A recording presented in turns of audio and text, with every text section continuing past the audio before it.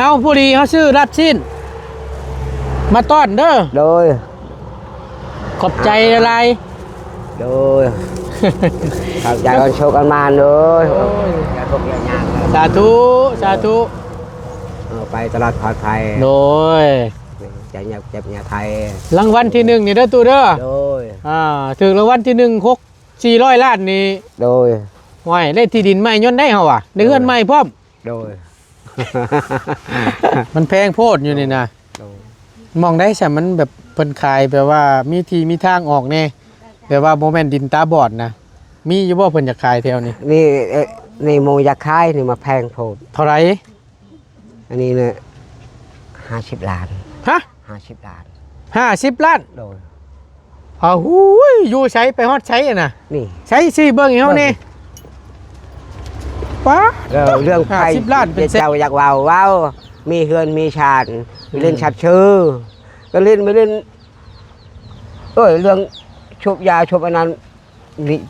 บ่ให้ขึ้นได้เหือนเฮามีโดดได้นั่นนะตางมาเฮาบ่เคยชุบยาถ้าสมมติว่ามีหมู่โดยสูบพืชสูบยาโดยอยู่เฮือนอยู่ชาตินี่เจ้าสิมวยขึ้นเลยเมื่อขึ้นเลยบ่มักบ่มักคนสูบยาบ่มักได้สูบบุหรี่นี่เนาะบ่ได้เฮาบ่อยากได้แบบนั้นบ่ได้อ๋อเฮาหายเพื่อนเฮาก็เฮาอัดบ่มีเข้าขึ้นเลยเอานั่นเลยเอาแล้วนั่นเลยแล้วก็เล่นชัดชื่อนี่ดีใจนั่นถ้าหมู่คู่มาบ่สูบพืชสูบยามาดินมาหัวกินข้าวกินน้ำนี่โอเคถ้าว่ามากินเหล้ายาเมามาสูบพืชสูบยานี่บ่ให้ขึ้นเลยบ่ให้ขึ้นเลยได้บ่อยากได้บ่มัก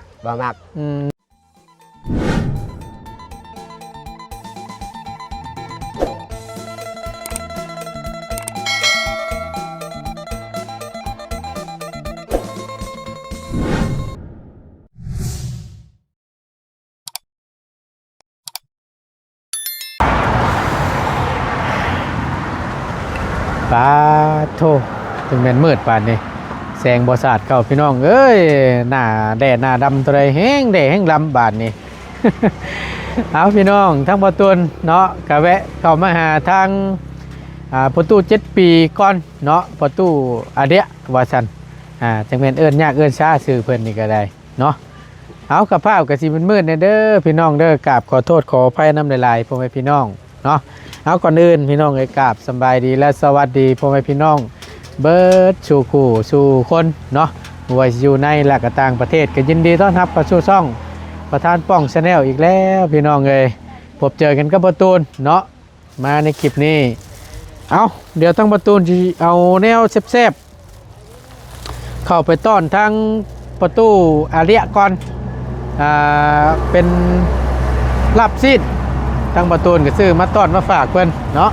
เอาก่อนอื่นก่อนสิเข้าไปทั้งประตูนก็สิได้ว้าวเนาะในคลิปก่อนนั่นแหละพี่น้องที่ทั้งประตูนได้นำสื่อลงไปแล้วสาเหตุที่น้ำตาแล้วไหลหรือว่าให้นะพี่น้องซึ่งประตูนเข้าใจเลยตัวนี้เพราะว่ามันต่ำใจซึ่งตัวเราเองนั่นบ่มีคือหมูว่าซั่นเนาะเพื่อนหลังน้อยบ่มีหม่องพักหม่องเช้าแล้วยามแขกคนมาหรือว่าหมู่คู่มาหาพี่น้องแล้วหมู่ก็บ่อยากอยู่เฮือนบ่มีเฮือนหม่องให้หมู่นั่งพักพิงอาศัยว่าซั่นหมู่ก็บ่อยากมาหมู่ก็สิไปแต่เฮือนหลังใหญ่ๆมีข้าวมีน้ำกินมีหม่องพักอาศัยหั่นน่ะแล้วบัดนี้คิดมาแล้วมันต่ำใจเราก็เลยให้พี่น้องก็เห็นน้ำตาแล้วเมื่อนั้นโอ้ยจักสิว่าจังไดบ่ตูนก็ได้ค่อยไปน้ำเนาะเพราะว่าคิดลุกคิดนั่งเรื่องที่เรื่องทางนี่แหละพี่น้องพี่น้องเพิ่นก็ว่าแบบซี่น่าช่วยเหลือว่าซั่นเนาะก็แม่นดีเด้พี่น้องเพราะว่าเราก็จักอยากได้จักอย่างมีสุดแต่หาสุดแต่เฮ็ดแต่ว่ามันบ่มีจักสิว่าจังใดเราก็ได้บ่เพื่อนขออาศัยดินของพี่น้องอยู่นั่นแหละแม้แต่ปลูกกล้วยน้อยนึงพอได้ขายพอได้กินเพิ่นก็ยังเว้าเราว่าให้มวยปลูกแต่มันก็บ่ได้หลายดอกหรอมองห้องน้ำนั่นแหละ หม่องกินเอาตึมขึ้นมานั่นแหละพี่น้อง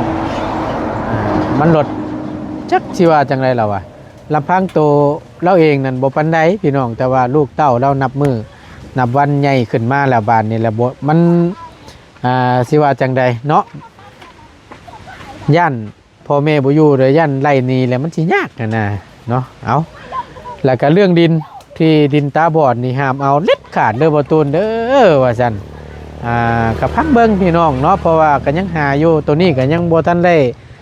ตกลงปลงใจว่าสิซื้อหรอกเนาะทางบ่เสียงก็ยังบ่ได้ว่าจังใดมีแต่ว่าหาเบิ่งอีกก่อนแล้วจังค่อยว่ากันอีกเทื่อนึงเนาะมีมาหาได้บ่หรือว่าจังใดเดี๋ยวก็จังค่อยเบิ่งนํกันทั้งบ่ตูนก็บ่ได้มีงบเข้ามาสมทบหรอกพี่น้องนำประตูอาเดียนี่ก็ได้บ่มีจักกิบจักบาทเลยพี่น้องมีแต่ทางบ่เสียงเนาะเอาเดี๋ยวประตูเข้าไปหาทางประตูอาเดียเพิ่นก่อนเนาะบูเฮ็ดหยังอยู่เสียกับข้าวไปฝากไปต้อนนี่แหละพี่น้องแวะเวียนมาหาเยี่ยมยามถามข้าวเพิ่นก่อนทางประตูเพิ่นก็ได้เป็นจังไรไล่ที่ทางไม่แล้วบ่ได้ไปถามไปอโลโปข้าวหาอยู่บ่เนาะเพื่อมีหม่องใดเหมาะเจาะงามๆก็สมเหตุสมผลสมราคาสมมาภาคควรก็จังค่อยว่ากันเนาะพี่น้องเนาะไป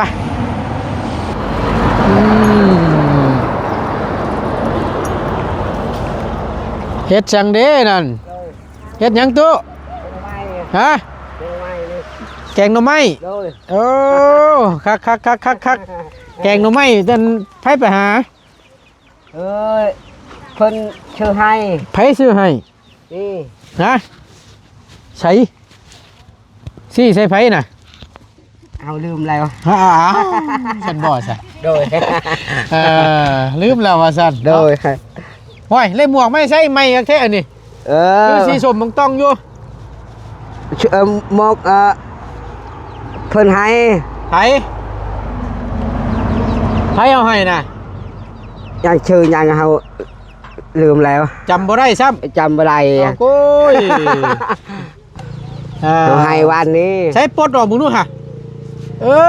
อยู่โฮมกับปลดน้องแหนหมวกก็ได้ใช่ตลอดเห็นว่ากะสบายดีเด้อโดยสบายดีโดยได้ยังกินข้าวแรงน่ะคือสิบูวิทโนไม่นี่ได้เนาะโดยกินดูนี่แหละประตูอารมณ์ดีโดยเนาะได้โนไม่ว่าสั้นโดยจูไผ่เท่านั้นแล้วบอกละน้ำจูไผ่ต้มนี่จูแม่ไผ่น่ะบกแกงบอกทำไมเจ้าน่ะจุไผ่น่ะดุกใจโดยโอ้หลายเติบมาเนาะโดยจักทงเพิ่นชื่ออะไรน่ะชอบทง2 ทงโดยก็คือหลายแท้หลายยิ่งดีนะยิ่งมีอ่ะเนาะโดยบ่ได้ไปทั้งใดบ่มื้อนี่เอาผักเอาเมื่อยแต่ให้มาแต่ให้โดยโอ้ไปอันทางให้นั่นบ่โดยลูกเฮากับเฮาไปปลูกมันนี่ไปปลูกมันโดยใช้ปลูกอยู่ไสน่ะอยู่พุ่นไกลเติบบ่ไกลแล้วอ๋อนึกว่าใกล้ๆนี่สิไปเบิ่งไกลนี่โอ้ยยังห่มลุมพุ่นอยู่ลุมพุ่นโดยพ่ออยู่บ่ลำหมอกน้ำมันก็ได้บ่มีเฮ็ดได้สันบาทนี่ไปหาใช้มันบ่มีแล้วไปย่างไปอีกโอ้ยเนาะเอาผู้ดีเขาซื้อรับชิ้นมาต้อนเด้อโดยขอบใจอะไรโดยขอบใจกันโชคกันมาเลยสาธุไปตลาดปลอดภัยโดยจะเจ็บไทยรางวัลที่1นี่เด้อตูเด้อโดยถึงรางวัลที่1 400 ล้านนี่โดยห้วยเลขที่ดินใหม่ย้อนได้เฮาว่ะได้เฮือนใหม่พร้อมโดยไปเอาขึ้นไว้ให้ลูกชายพุ่นเอาขึ้นไว้ให้ใช้ซ่อมแล้วหรือบ่นี่น่ะยังอยู่โดยใช้มาพี่มึงดูดินร้อนตอนหญ้าน่ะได้ไปถามหาอยู่บ่โดยใช้ไปถามอยู่ใส่แน่มองใดแน่เพิ่นอยากขาย อันนี้นี่เฮาเว้าแล้วนี่บ่ได้ถือกันนี่ ฮะ อันนี้บ่ได้ถือกันแพงโพด มันแพงโพดอยู่นี่นะ โดย มองได้ใช่มันแบบเพิ่นขายแบบว่ามีทีมีทางออกแน่แบบว่าโมเมนต์ดินตาบอดนะมีอยู่บ่เพิ่นจะขายแถวนี้ นี่นี่โมยาคายนี่มาแพงโพด เท่าไหร่ อันนี้เนี่ย50 ล้าน ฮะ 50 ล้าน 50 ล้าน โดย อ้าวหูยอยู่ใช้ไปฮอดใช้อะนะ นี่ ใช้สิเบิ่งอีเฮานี่ป๊าดตะ50 ล้านเป็นแสนบาทพุ่นน่ะจากใช้ไปใช้รักตัวนี้ ลักตัวนี้ เพิ่งกะกล้วยนี่ ซึ่งต่อกล้วยนี่ ตอกล้วยนี่ แล้วไปฮอดใช้บาทนี่ บ้านนี้นี่นะเอาย่างเบิ่งเอา ทมมานี่ก็ไปเที่ยงอยู่พุ่น อืม บ้านนี่รถแต่พุ่นก็ทมอยู่นี่ ยามันหลอกเรื่องทมนะเขาจะคู่ว่า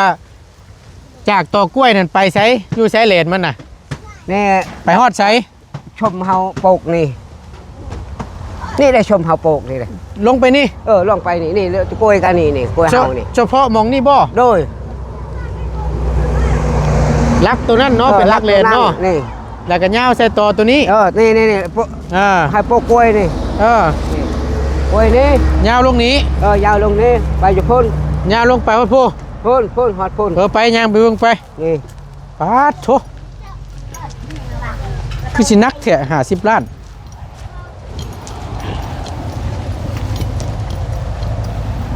นี่มาใส่ต้นขนุนนี้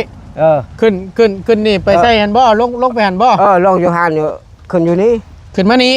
คนอยู่นี่เลย อ้าวคือเสียงไปเดี๋ยวนี้บาดนี่ นี่ ไปใส่ลักตัวนั้น จะใช้หลักตัวนี้ โดย เข้านี่ใช้หลักไฟผ่านี่ ใช้เบิ่งหัน นี่ จากลักตัวนี้ หลักตัวนี้แล้วใช้หลักไฟผ่านี่ ยูนขึ้นไปแล้วไปใส่ลักไฟผ้าหัน ใช้หลักไฟผ่าแล้วไปอยู่พุ่น ว่าง่ายๆก็เป็นหน้าทางทั้งนี้นะเนาะ โดย ลินบริเวณหม่องเขื่อนเจ้าปุกนี่อยู่หม่องนี่เพิ่นจะขายนะ พุ่นได้เฮือนเก่านี่ ทั้งเขื่อนเก่าและเขื่อนใหม่ โดย เอาง่ายๆพี่น้องเนาะ โดย จากต้นขนุนนี่หรือว่าต้นลูกมี่นี่ ลงไป โดย สดใช้ต้นกล้วยต้นนั้น โดยลงกล้วยนี่ลงกล้วยนี่ ต้นกล้วยตัวนี้บ่ โดย นี่ นี่ เบิ่งเด้อ ถือกล้วยนี่ ใส่กล้วยตัวนั้นบัดนี้แล้วก็ย่าวขึ้นพุ่น ย่างอยู่พุ่น แล้วก็ไปใส่ลักตัวนั้นแม่นบ่ หลักเฮาใช้เครื่องนั่น แล้วก็เกี่ยวมาใส่อันเสาไผ่นี้ เจ๊เกียวใช้ไผ่นี้ ย่อยง่ายๆนี่บริเวณตรงนี้ โดย บริเวณตรงนี้น่ะเพิ่นจะขาย โดย ในราคา 50 ล้าน ปอด หาเว้าชัดชื่อนี่ 50 ล้านพุ่นน่ะ โดย อันนี้ก็บ่แพงนี่ อันนี้มันรุดแล้วอยากได้10 ล้านอยากรุดแล้ว เพิ่นอยากได้10 ล้าน โดย แต่ว่ามันบ่มีทางออกนี่แหละ ตัวมีทางออก อ่า ดังนั้นเนี่ยมันเฮาเว้าเฮาขอยังล้านหนึง เฮารุด เจ้าขอต่อน้ำเพิ่นน่ะล้านหนึง โดย เพิ่นเลยลดลงมาให้ โดย แต่มันบ่มีทางออกเลยพี่น้องดินตอนนี้น่ะ โดย ไปทางพุ่นก็ดินเขาเนาะ โดย ไปพุ่นก็ดินเขา โดย ไปพุ่นก็ดินเขาทั้งน่ะ โดย มานี่ก็ดินเขาเจ้าอีกตอนนึง โดย มันหลดมีแต่อยู่หม่องนี่ โดย มันยากเลยก็ว่านั่นน่ะตู้ ยาก เนาะ โดย พี่น้องเอ้ยโอ้ยเนาะเฮ็ดจังได๋บาทนี่คือขายแพงแท้50 ล้านเฮาสิเอาเงินมาแต่ใช้ซื้อ ในนั้น อันเจ้าของที่เพิ่นจะขายดินตอนนี้น่ะเป็นพี่น้องเจ้าบ่ บ่ อีกคนหนึง คนหนึงผู้อื่น ฮะ คนผู้อื่น คนผู้อื่น คนอยู่บ้านนี่ คนอยู่บ้านนี่แต่บ่แม่นพี่น้องเนาะ บ่แม่น อันนี้พี่น้องนี่คือมันปันเฮานี่ แต่ว่าตัวนี้น่ะเป็นดินพี่น้อง โดย เป็นแบ่งให้แต่ว่า แบ่งให้ บ่มีทางออก บ่มีทางออก อ้ายเฮ็ดได้จันบาทนี่อันนี้ก็ขายแพงโพด นี่ครับแพงโพด 50 ล้านมันโมเมนต์ของหน่อยได้บ่ตุ โดย แสนพุ่นได้แสนปลายพุ่นได้แสนบาทนั่นน่ะ โอ้แสนบาทแล้ว เจ้าคิดอยู่บ่ว่าสิ ได้นะ บ่มี บ่มีทางเนาะ บ่มีทาง À, เฮาเอาชัดชื่อ rồi บ่มีนี่แต่เฮาเอานี่เฮาอยากได้บ่ได้ตั้งแบบเพิ่นพอชัยนี่อาชัยนี่แม่นเฮาอยากได้เฮือนแปลนเบิ่งนี่ à, นี่เฮาอาชัยนี่ ừ. อาชัยนี่บัดนี้กี่ Ôi,พี่น้องเอ้ยหัวบ่ตูนตำมานี่อ๋อจังกะจีจนบุ๊บโอ้ เจ็บบ่ เจ็บแล้วตู้เอ้ยเฮาหลุดลืมเบิ่งลืมไปซะโอ้ยบ่เป็นหยังบ่เป็นหยังได้อยู่ เกือบพี่น้องป้าเข้าหัวบ่ตูนเต็มๆเลย เต็มแล้ว อ่าฮะบ่เป็นหยังเบิดอันมาต่อกันแนวใดเจ้าว่าแนวใด นี่ อ่า อยากได้เช่านี่ มาเฮ็ดแบบนี้นี่มันโดนกัดนี่ อืม บ้านนี้ก็อาชัยแบบนี้นี่บ่มีไม่กัด อ๋อเอาง่ายๆ เอาใหญ่ เอาง่ายๆนี่แปลว่า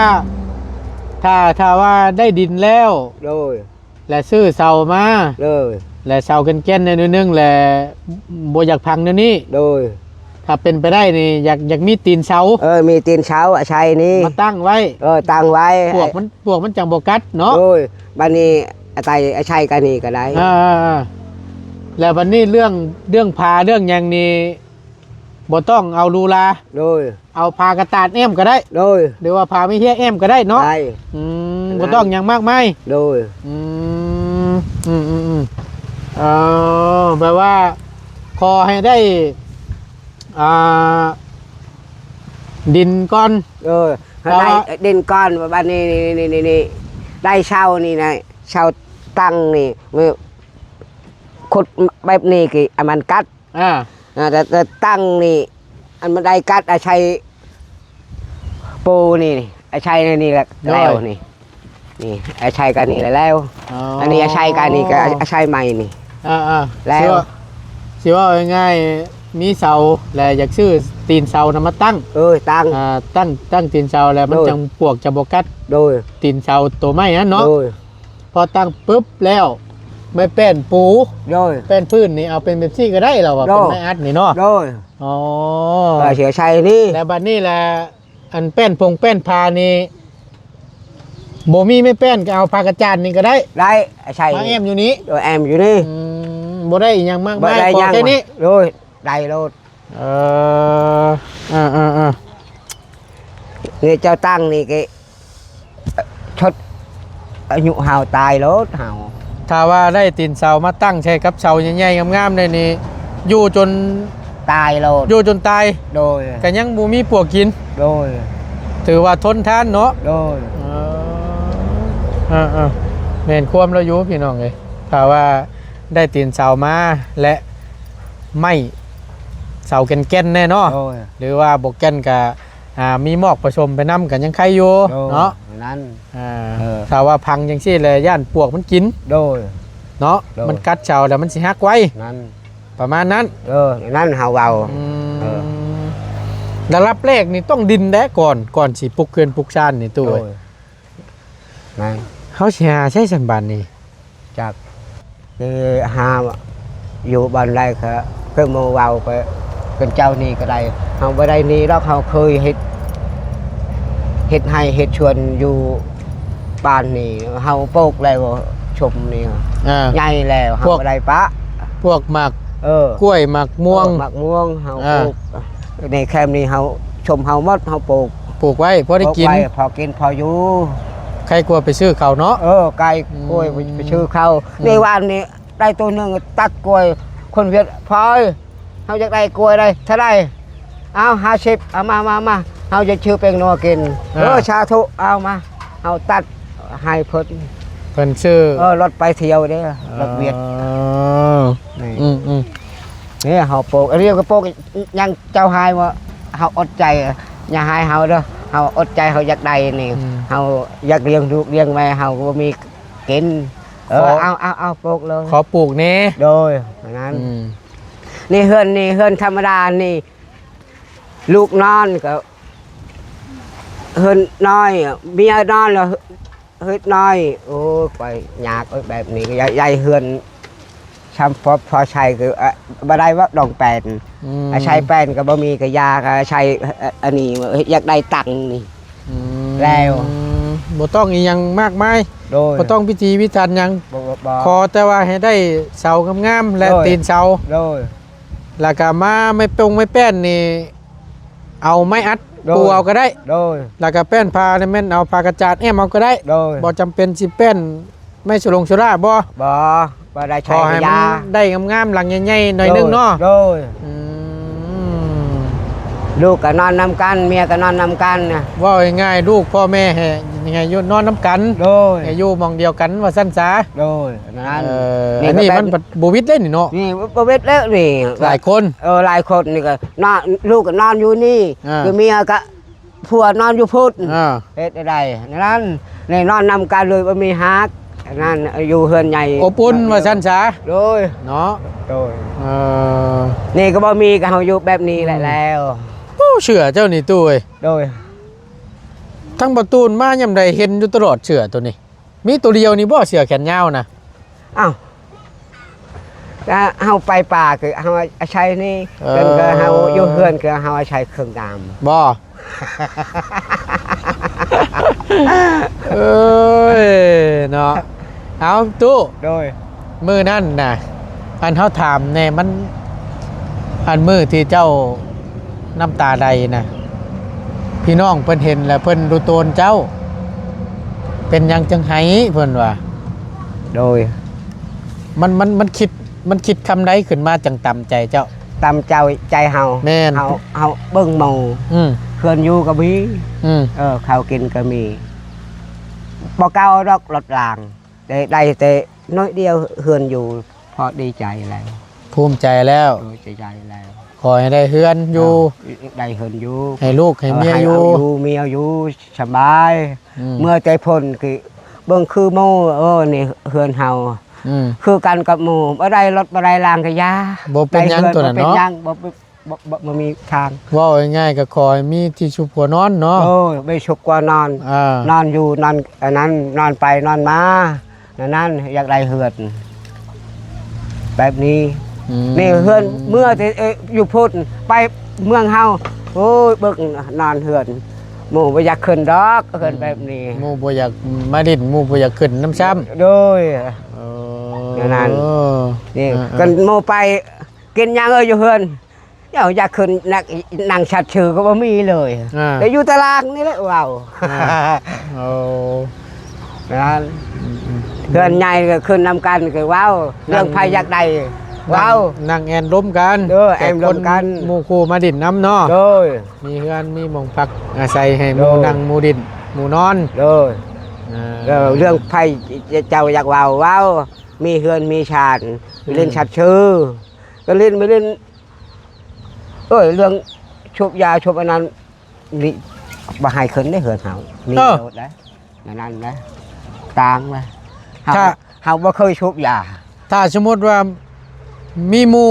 โดยชุบพืชชุบยาโดยอยู่เฮือนอยู่ชาตินี่เจ้าสิมวยขึ้นเลยเมื่อขึ้นเลยบ่มักคนชุบยาบ่มักได้ชุบบุหรี่นี่เนาะบ่ได้เฮาบ่อยากได้แบบนั้นบ่ได้เฮาหายเพื่อนเฮาก็เฮาอัดบ่มีข้าวขึ้นเลยเอานั่นเลยเอาแล้วนั่นเลยแล้วก็เล่นชัดชื่อนี่ดีใจนั่นถ้าหมู่คู่มาบ่สูบพืชสูบยามาดินมาหัวกินข้าวกินน้ำนี่โอเคแต่ว่ามากินเหล้ายาเมามาสูบพืชสูบยานี่บ่ให้ขึ้นเลยบ่ให้ขึ้นเลยได้บ่อยากได้บ่มักเฮาเว้าลูกคิดเฮาดิเบิ่งเฮาเว้านี่ได้ชามพันไปชื่อแป้งนัวได้เมียกินลูกกินได้กินหมดทุกคนหมดทุกคน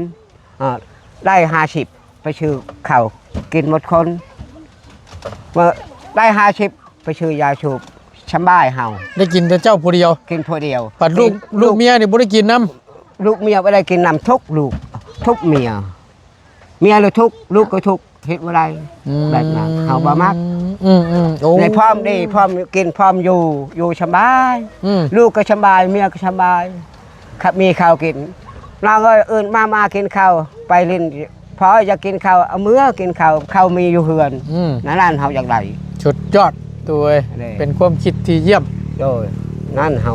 คิดของเฮาคิดโมก็โอ้ยตาก็เอาอยู่บ้านนี่กินโมกินอันนั้นเฮาบ่อยากไปก็กินเหล้าแฮ่ๆๆก็บ่วน ว่าเมียคือทุกข์อายุเหือด เมีย แตงโนก็กินก็บ่มี เมียกับลูกกินเกลือกระช่างมัน โย่ ผู้เป็นผัวนี่ม่วนทั้งนั้น ม่วน บ่คักเนาะ บ่คั เนาะ กแบบนั้นเขาบ่ได้ เมนความตัวเอ้ยว่าถึกเห็นดีน้ำคิด โดย มีความคิดความอ่านแบบสิ โดย แบบว่า มีเงิน50,000 โดย เฮากับมาซื้อเกลือพริกปิงนัวซื้อข้าวซื้อน้ำ โดย ลูกเมียได้กินน้ โดย ำอิ่ม โดย อิ่มก็อิ่มน้ำกัน เอ็มนำการ ถ้าสมมติว่าเอาเงิน50,000 โดย ไปซื้อยาสูบมาลูด โดย อิ่มแต่เจ้าลูกเมียนี่อด อด ทุก แถมลูกเมียก็บ่ได้กินน้ำอีก ไม่ได้กิน แล้วก็บ่ดีต่อร่างกายเจ้าอีก โดย สูบพืชสูบยาเนาะ โดย บ่ดีนั่นน่ะเนาะ บ่ดีจบนั้น บ่มักนั่นน่ะ บ่มัก โอเคพี่น้องเอ้ยนี่ แบบนั้นแหละ ผมว่า แบบ คนอยากได้อยากมี ทลายลูกทลายเมีย ทำลายลูกทำลายเมียอีก โดย ควันบุหรี่ ตกยากบ่มีเงินนี่ตัดกล้วยเข่านี่ อืม นี่กล้วยเข่าแล้วนี่ กล้วยเขาบ่ อ่า ไปตัดไปขายชื่อ โอ้หางบ่มัก ว่าง่ายๆไปรับจ้างได้เงิน โดย มาเลยมาซื้อยาสูบเท่เฉย โอ้ย บ่มัก บ่มัก เนาะ เฮาเว้าชัดชื่อ เฮาเลยคิดของเฮา เฮาอยากเฮ็ดชวนเฮ็ดให้นี่โปกมักแตงนี่โปกมักนี่ อืม โปกเฮ็ดอันหยังก็เฮ็ดว่าคนลาวเถิงบ่ใช่ตอก กินเอาลูกเอ้ยไปโปกไปมัดเอากิน นั่นจะเฮ็ดข้าวก็ได้ข้าวหลายเอาปะอยู่เฮือนกิน เอาไว้กิน ไว้กิน จังบ่ได้ไปหาคอผู้อื่นจัง นั่น เนาะจังบ่ลำบากเนาะ ลำบาก ถ้าว่าบ่มีเงินใช้เฮาก็หาขอแต่ว่ามีข้าวกิน โดย ก็พอ พอนั่นเฮา แม่นความตัวเอ้ย เนาะเอาพี่น้องเอ้ย โดย ก็วิ่งบอลแล้วบ่ตูนก็ได้ขอให้ โดย มีที่งามๆหรือว่าหม่องมันมีทางออกทางเข้า โดย พอได้ให้ประตูเพิ่นได้ปลุกเพื่อนอยู่เนาะตูนเนาะ โดย เออ นั่นเฮาอกใจให้อกใจเลยคือเฮาให้โลดนั่น คิดมาแล้วมันตามใจแล้ว ตาม ให้ ใจเลยนั่น น้อยนักเลยพี่น้องจะได้เห็นน้ำตาประตูนี่ โดย อารมณ์ดีตลอดบัดมื้อนั้นปักมาให้แล้วประตูเห็นแบบเศร้าไปน้ำหนาเฮาก็ได้ดูโตนตัวเอ้ย โดย ทักสิว่าจังใดเนาะ โดยนั่นเฮาเฮ็ดเรื่องเฮือนแป้นเนี่ยเฮือนอยากได้รถจักรเฮาบ่ได้ก็ยารถจักรได้เฮือนเข้าอยู่นี่แต่เฮ็ดให้กิน ได้ชิปก็ชอบห้าก็ชอบกับปะอยู่เฮือนกินบ่ได้ไปขอเฮือนอันนั้นเฮือนอันนี้ลำบากไปขอ แม่ อดเข้า ใครก็บ่อยากให้เนาะตัวเนาะ โอ้ย แม่นควบแม่น หมอให้แต่โลนึง อืม เมื่ออยู่เฮือนบ่มีพอกกิน อืม อันนั้น จักสิซ้ำได้โลนึง ชาม เนาะ ไหลโล น้อยหนึ่ง น้อยหนึ่ง อ่า ลูกกินก็บ่พอ อ่า อันนั้น แม่น คือเฮาอกใจ ปลุกใจหมองนี้ นี่เฮาอกใจคือไปเฮ็ดนั่งหมอให้คือให้เฮาทุกข์ อ่า เจ้าสบายกับข้าวกินก็มี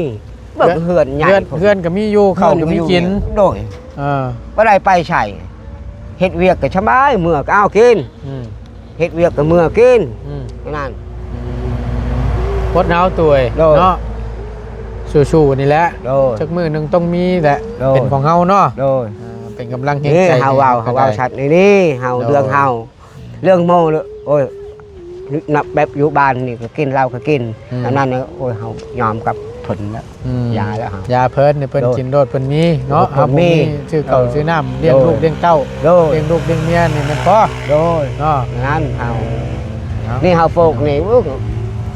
ชามเทื่อเวียดขึ้น อืม ปึ้งพอย่างก็กล้วยก็ไปย่างก็ไม่ได้แก่ นั่น เอากันเอาแก่ก็ตัดรถเอา แม่น นั่น โอเคจันตู้เนาะ โด ขอบ ย ขอบใจหลายๆเดี๋ยวมื้อหน้ามาเยี่ยมใหม่เด้อ โดย อยู่ดีมีแห้ง โดย มีข่าวดีสิมาแจ้ง โดย ให้ฮู้เด้อ โดย โอเคไปสำบายดีตู้มาขอไม้หน่อยเด้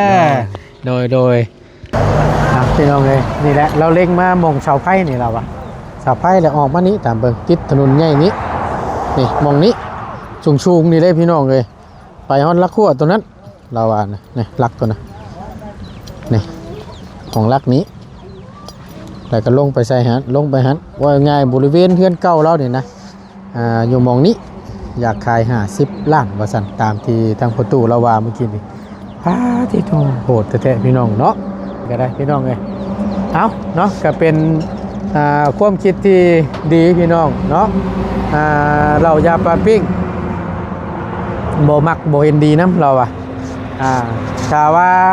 ได้เงินได้คำมาแล้วเนาะเอามาซื้อข้าวซื้อน้ำสู่ลูกสู่เมียสู่ครอบสู่ครัวกินนั่นโอเคเราอ่ะถ้าว่าได้เงินมาไปซื้อยาสูบอิ่มอยู่แต่ผู้เดียวเราอ่ะแต่บุรีต่อสุขภาพอีกแม่นความเราอยู่พี่น้องเลยเอาขอบบุญขอบคุณในลายพี่น้องอยู่ดีมีแห้งลำลาเลยพี่น้องตะเว้นแย่ตาเหลื่อมหมากมาบอยู่ละผากก็ได้เนาะพบเจอกันคลิปหน้าพี่น้องสบายดีเด้อพี่น้องเด้อไป